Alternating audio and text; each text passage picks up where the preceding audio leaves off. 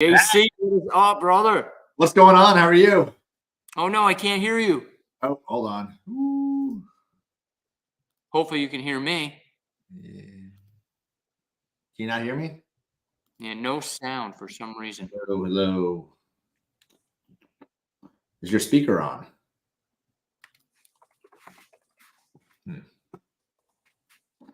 Hold on. Unless my sound is off. Let me double check. Let me make sure.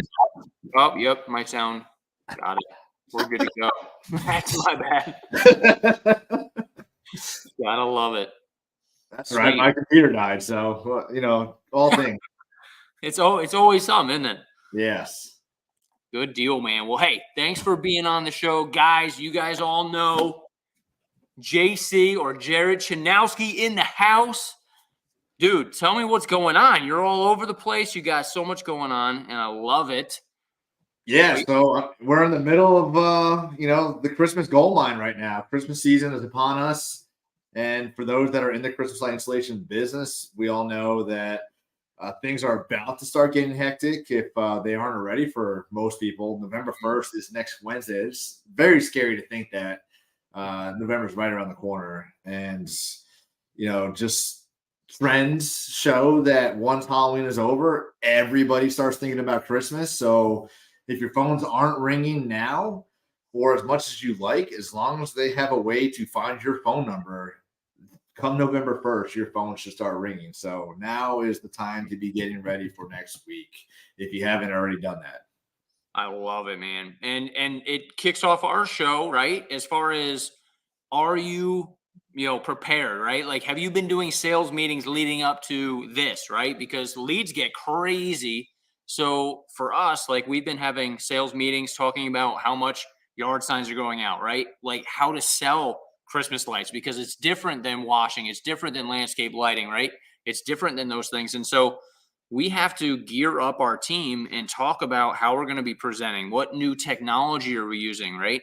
So hopefully everybody's doing that with your sales meetings. And sometimes, when I was first getting started, it was me and me.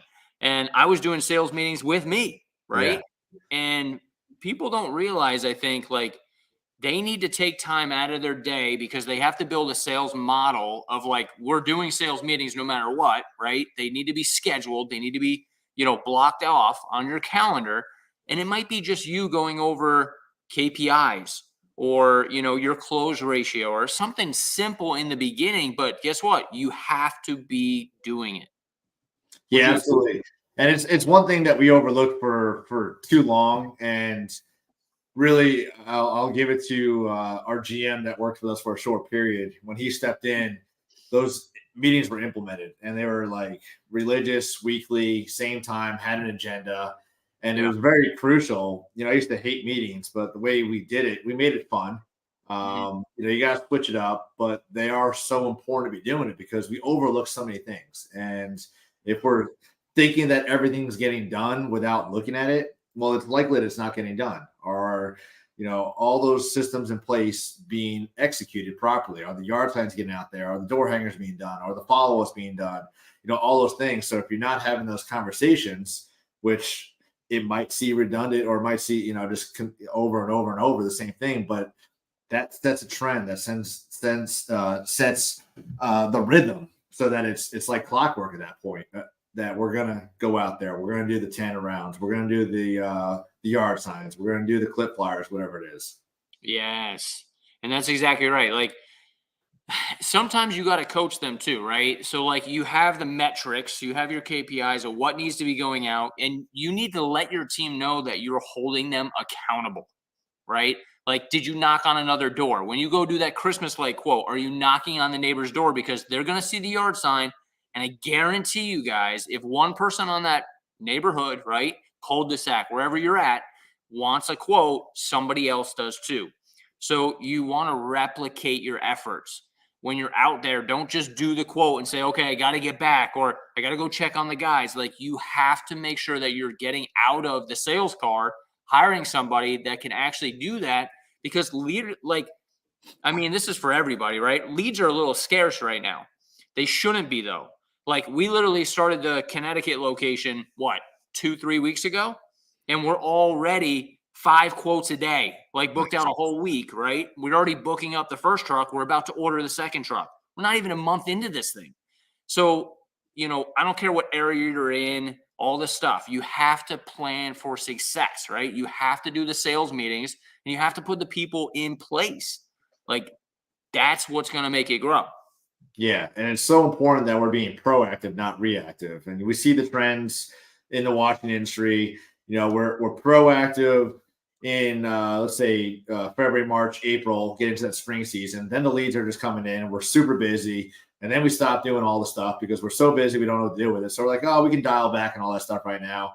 And then we all know once June, Father's Day, somewhere around the time July hits, like typical pressure washing residential just dies, like completely dies off.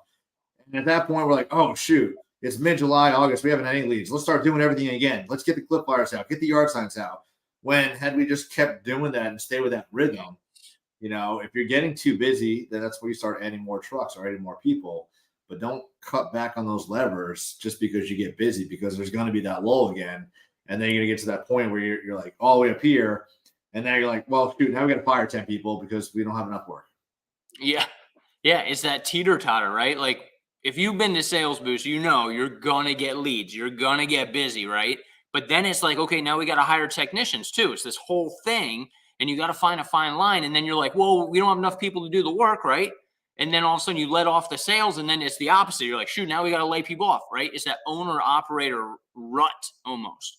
Yeah. And so it's like keeping your foot on the gas. People are like, nah, I don't really market in December. Why the heck not? You know what I mean? Like, what are you doing? Why would you let off the gas? But the work is out there. You just got to go get it, right? That's the whole thing. And so real quick, I want to open our box, dude. We got to open the box. Heck some people have seen these, but this is not just a deck of cards. This is magic. This is money, right? So let's go ahead and open it. We're going to open it up. We'll rip this thing open. I'm not going to be scared, right? Here we go.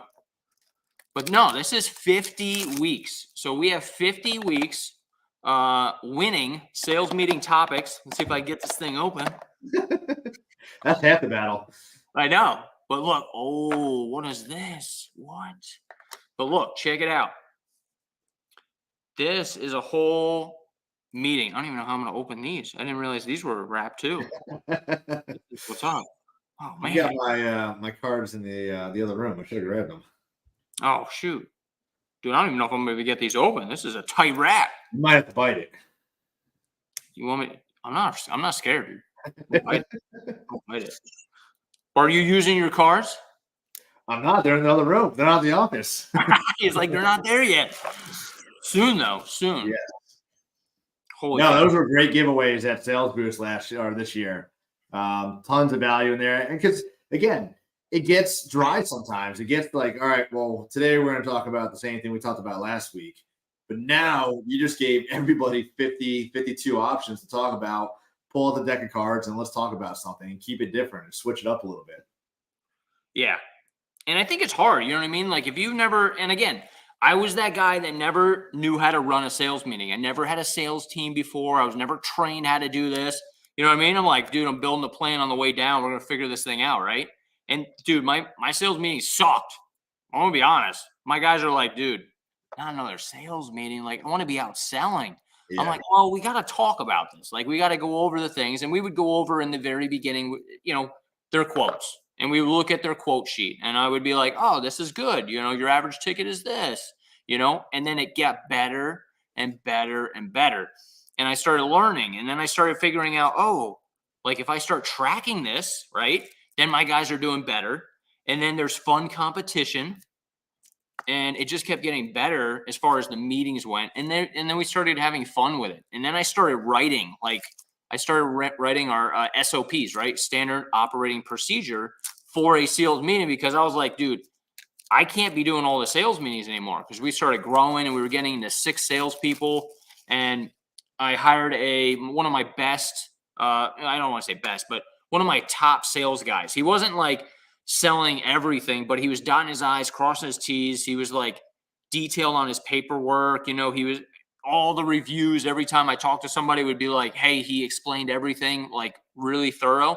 That guy is your sales manager. And so I promoted him to our sales manager. And then I just gave him PowerPoints that I already built that he could like has all the little things for a general manager. And I was just thinking to myself, I was like, how do I get everything out of my head and systemize it so it's not always me? And so I'll ask you, JC, is there's things I know you have, sales guys in those meetings, right, with your general manager. What was that process maybe for you, like getting it out of your head, systemizing it so they can kind of run the show the way you envisioned it? Yeah, I mean, you did two very powerful things there. One, you took that weight off of your shoulders by conducting those meetings and making sure they're being ran, by handing that over to somebody else that could step up into that managerial role. And then you empowered him to be a manager. So you gave him the confidence and the tools to be successful, to help set up everybody else to be successful within your company. And that's hard because, as entrepreneurs, business owners, we want to have that control, because if we're not doing it, then it's probably not being done right in our heads. But that was the biggest thing for me, was to step away from that and hand it off to somebody and trust them for that.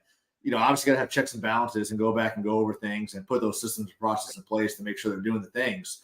But relinquishing that control to somebody and let them take the reins. Are they going to get it right every single time? Absolutely not. And that's okay, because it might be a better process too, along the way, that you discover, because we're tunnel vision. We're doing everything at once, sales, marketing, admin, all that stuff. So it's hard to get everything 100%. But when you have somebody that's truly focused on that one particular role, that one particular task, that's where the magic starts happening, and all the focus gets put onto that to build up to that perfect machine. So, as you're building your team, and if it's just like owner operator, it's scary. It's scary to say, I'm going to send somebody out there and go do a sale, because they're not going to close 89% of the jobs like I normally do. Okay, let them close 75%. And you work on the other 25% doing other things that you need to be doing.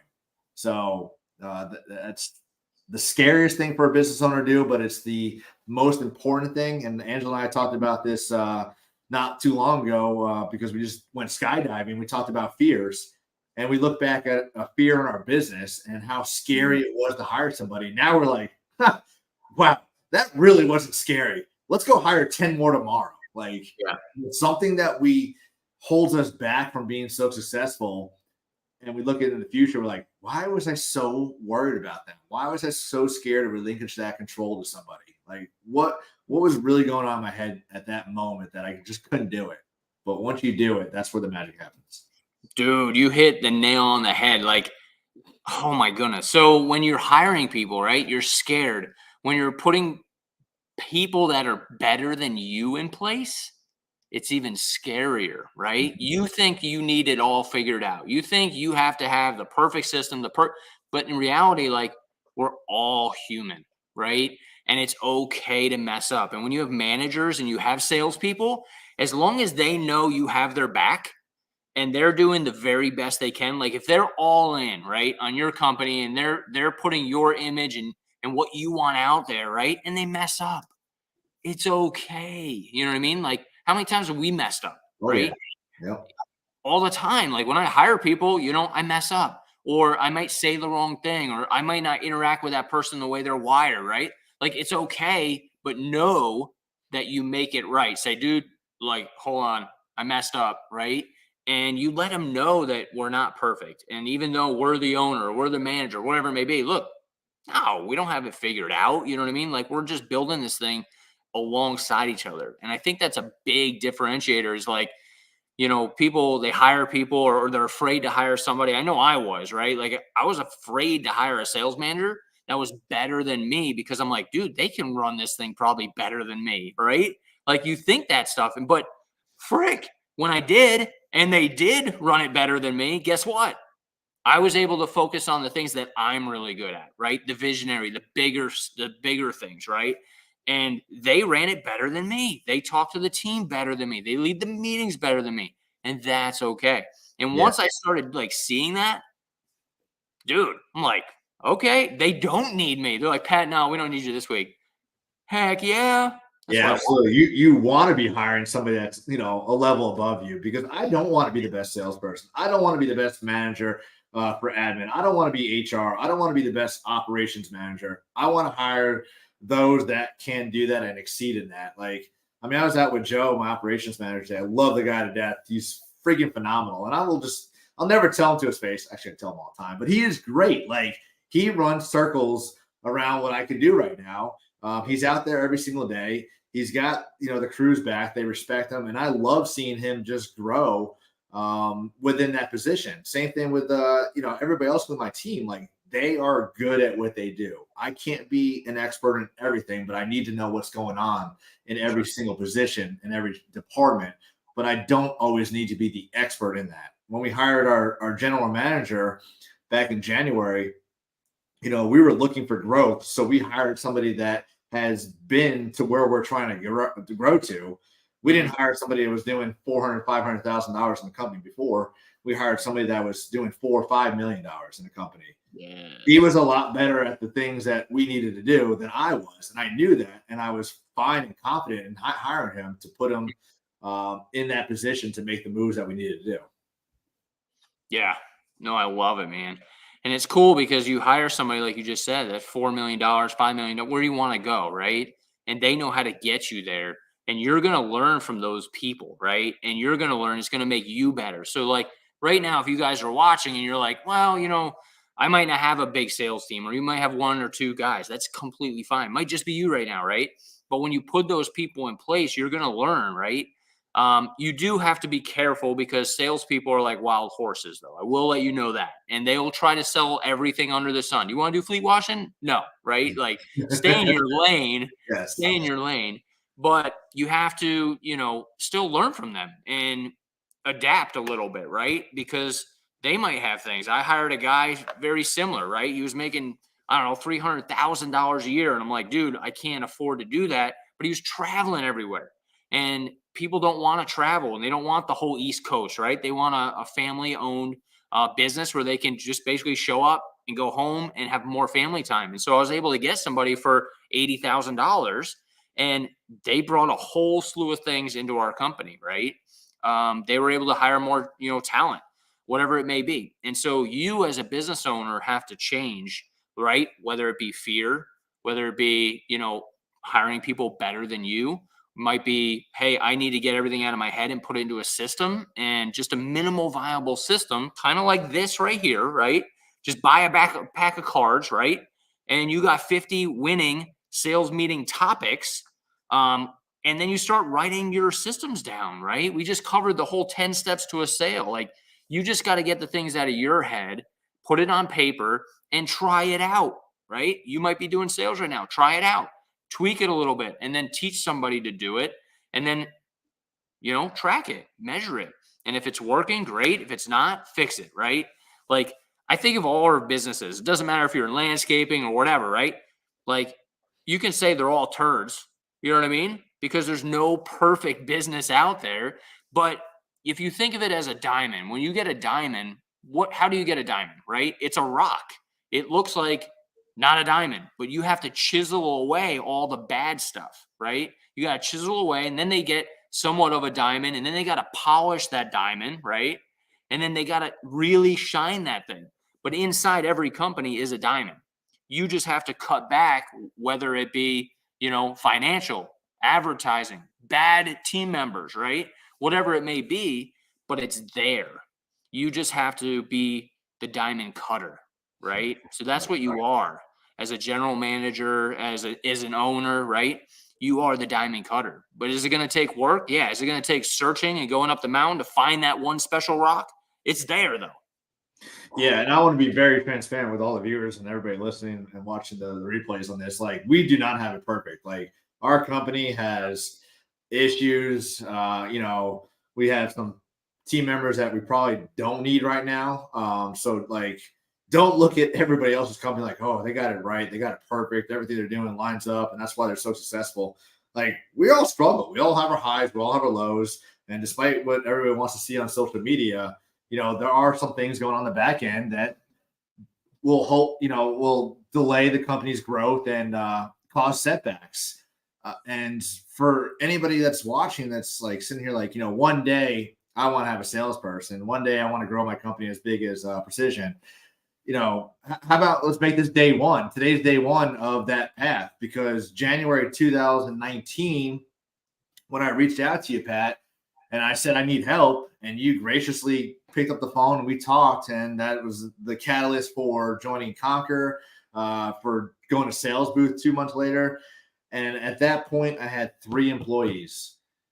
That was January 2019. I think it was December of 2019. I had 18 employees because of the things that we did, following, the steps you put into a sales boost, joining Conquer, getting a coach. You were my coach for the first 2 years, which is incredible. And implementing, not just listening and say, yeah, I'm going to do it. It was day one. I'm going to take this action. I'm going to make it happen. So don't sit here and say, like, one day that's going to be me. No, if you start doing the things that Pat's teaching you and everybody else is talking to you about, it's for a reason. Pat, you're successful because you did the things, because of the people that told you, your coaches prior to that, how to do those things, and you implemented it. So that's the first step, is the execution.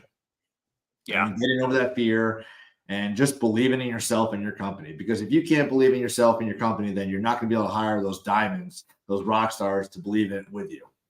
Yeah. And I think that's the differentiator. You know what I mean? Like, it takes grit. I mean, if business was easy, everybody would do it. Like, that's the fact of the matter, right? You got to go on a leap of faith. You got to hire the people, and you got to fail, right? Like, how many times have I failed? A lot, right? But you get better and you shape yourself. And I think it's totally doable. And again, how many resources do we have right now that are available to you? I always go back, and I go back to that first friggin' event, man. I couldn't afford the hotel, put a mattress in the back of my van, and I made it happen. Like, thank God I did that. Like, not a lot of people would do that. And I was like, I just saw an opportunity, and I was like, hey, Sheila, are you ready to do this? And she's like, I'm all in, right? And we were, and we made it happen no matter what. And so that's what's really going to stick out, is like, get out there, do it. I'm telling you, it's worth it. But you got to focus on the sales. And that's where I really focused in on, was the sales. Like, we are a marketing and sales company, right? And a leadership company that just happens to do grass cutting, electrical work, whatever it may be. But you have to have that foundation first, and you got to build a strong foundation, before you get all those things. And it starts with, really, for me, it was the sales team. And then it was an admin, right? We grew 30% by putting an admin lady in there. And then you just get the things off of your back slowly but surely, and you can focus on the higher level things. And so I say, looking back, and I challenge anybody to, going forward, to even get a log and take down some notes. Like, when are you most stressed in your company? It's not when you're not getting reviews. It's not when, your team is happy, or, things like that. It's when sales are down, when you're looking at the calendar and now you're 1 to 2 days booked out instead of 2 weeks like you normally are. And it all goes back to sales, building those systems, building that foundation, and keeping that momentum going year round, not letting off that throttle, and putting the work in. Because again, like, I can dial back to the days I've had to call my sales manager, like, frustrated, and I get off the phone with it. I'm like, oh, yeah, it's sales. Like, we're down on sales. Like, that's why I'm so frustrated right now. So if we focused on the sale, and part of Sales Boost 2024, we want to focus on the sale. Isn't just with the person doing the sale, going to do the estimate. The sale begins with the initial phone call. It ends with a technician, because we have opportunity along the entire process to sell something. And if it's just you as the owner operator on the field and an office manager, well, the office manager is taking the call. They have the opportunity to sell. If the technician is out doing the job, they have the opportunity to upsell. So it's important that everybody within your company understands that they all have a part of the sales process. Yeah, that's so true. So real quick, because we're coming up on time here. So what I want to do is I'm going to pick out. So we're doing this series, and we have 2 cards right here. So we have tip number 1, tip number 2. So tip number 1, real quick, Easy, right? So it says 5 minutes. If you guys can see this, let's see if there we go. Yep. So tip number 1, right, is pricing. So we're going to talk about pricing because a lot of you guys need to raise your prices right now, right? That's the fact of the matter. Things are going up. You need to know what your break even is. And so your team needs to know what your break even is, or else they're going to discount you out of a business, right? So you need to know what your break even is. And what a break even is basically you need to know what profitability is. How much do you need to charge to break even, pay all your bills, right? Your non-negotiables, your hard costs, and then what is profit? What do you want after profit? Some people want 10%, some people want 20%, some people want 30%, some people want 40%, right? I want 40%. How about you, JC? All right, all day. Let's do it. As high as we can get it, right? But it starts right here, right? And if you don't know how profitable you are, you're never going to get to 40%. So what we did was we had to go up and we're at $9 a foot for lights, right? And then our minis are $40. And then like all the things, we started charging for lamp wire. So anyway, we had to see what our break even was, and then we had to price it to make sure we were profitable. So real quick, on this one, we have 5 minutes, right? This is a positive thing in your meeting. Go over personal positive or a business positive. 5 minutes, go around the table. 10 minutes, lead reports, right? These are our leads report. We do this every week in our sales meeting. And then 2 minutes, who are we playing next? Do you guys know who you're playing next? Is it residential? Is it commercial? Is it, property managers? Is it the 5 or 10 hotel managers? Whatever it is, who are you playing next? Right here, okay? So these are things we want to go over because it just makes you think what we're going to do. Let's see if I can get this to focus again. Shoot. Darn it. It's not focusing. Yeah. I know. It's probably focusing on my face. Anyway, there we go. And then 8 minutes is package pricing, right? So we're going to go over our packages. You guys know a lot about the package pricing. And then we have 5 minutes of marketing tracker, right? And then 5 minutes of role playing. Role playing is huge. So you can do 5 minutes, you can do 10 minutes, depending on how long. I've kind of designed these meetings for 30 minutes. A lot of times when you have new reps, it's going to be more like an hour because you have to role play. Once you kind of like go through 5-6 meetings of role playing, you'll know if they're saying what you want them to say at the door and in the home. Because if you're not role playing, you have no idea. You have no idea what they're saying. So you guys need to practice. You need to knock on the door inside your office and say, hey, how's it going? Great. I'm Pat with Precision Pro Wash. Here's everything on our list today. This is what we're going to go over, and I want to do 3 things for you, right? Or if you're like, hey, I'm Pat Clark with Precision Pro Wash. We're here to give you a quote. We really, appreciate the opportunity to give you a quote. Come on out. Tell me what you're looking at. What are you looking at for lights on your house this year, right? Get their vision. But if you're not role playing, you have no idea what your guys are saying out in the field. That's a scary thing, right? Because you got to just trust what they're doing is right. And you got to call back the customer. But a lot of people aren't doing that. And look, I want to be hard on you guys because these calls are to be hard on you because people who are watching right now, you're lazy. That's point blank, right? Like I was lazy because it's hard. But if you do the things that nobody else is doing, it's like live like nobody else. So someday you can live like nobody else. It's a true statement, right? So people who are listening right now, you're lazy. You're not doing the meetings. You're not doing the KPIs. You're not showing up before your team, right? Like I was doing it, okay? You have to be the example in your company and you have to do these little things, right? 30 minutes. Hold yourself accountable. Hold your team accountable because if you don't, they're going to lose trust in you. I've had it happen to me. I don't know if you've had it, JC, but I've had my team members lose trust in me because I got lazy and I didn't go to the sales meeting or I didn't have one that week. Or I was like, well, we're too busy. Let's not do it this week. Make it priority. Yeah. I'm telling you right now. Yeah, and we're not going to get it perfect right away. I mean, it's going to take some time.